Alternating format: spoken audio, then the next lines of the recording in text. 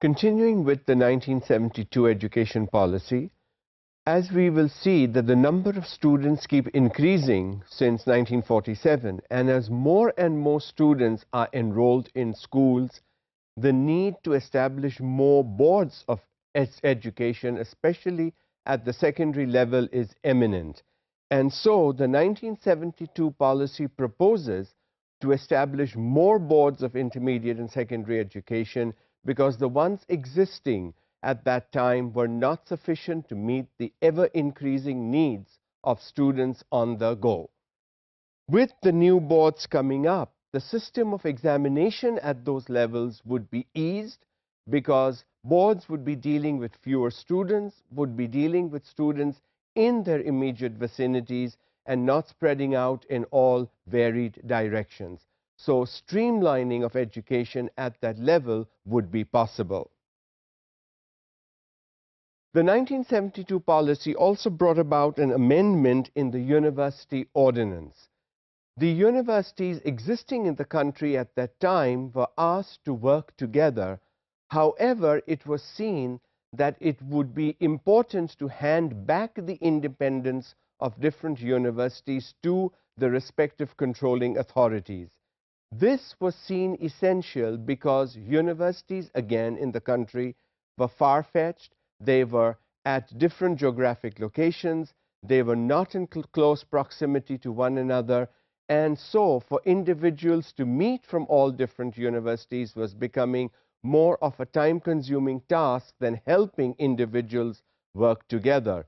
Remember, in 1972, we did not have the luxury of technology that we have today. If the technology that exists today was prevalent in 1972, I think this would not have been a need. So this policy recommends that the universities be handed back their independent status. However, it also recommends the establishment of a University Grants Commission. Although this recommendation to establish this commission was made in 1959, it was seen that the recommendation was there, but no implementation of the recommendation was made. It again surfaces in 1972 in this policy with the recommendation that the commission be actually established, and it was actually established. So the University Grants Commission came into existence, and its purpose was to coordinate the work of the different universities. It simply means that what different universities were doing in the different provinces should be the same. How they were doing it could differ, but what they were doing needed to be the same. So the standard, the quality of education that universities would be offering at the bachelor's, master's, and postgraduate levels would all be the same, would be at par regardless of which university you were registered with. Also under the University Grants Commission was the fact that financial need and help to universities would be provided on an equity basis, which simply means that regardless of where the universities were, if you needed certain finances and financial help to start a new program or to refurbish existing programs, it would be done at par.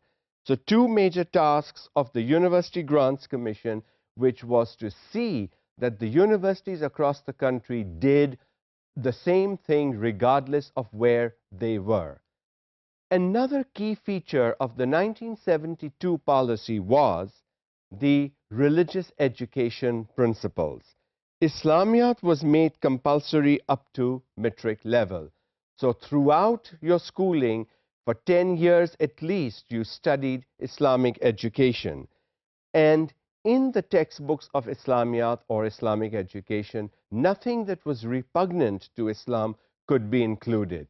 It had to be based on the teachings of the Quran, the Hadith, and the life of the prophets, the early caliphs, and the early Islamic history.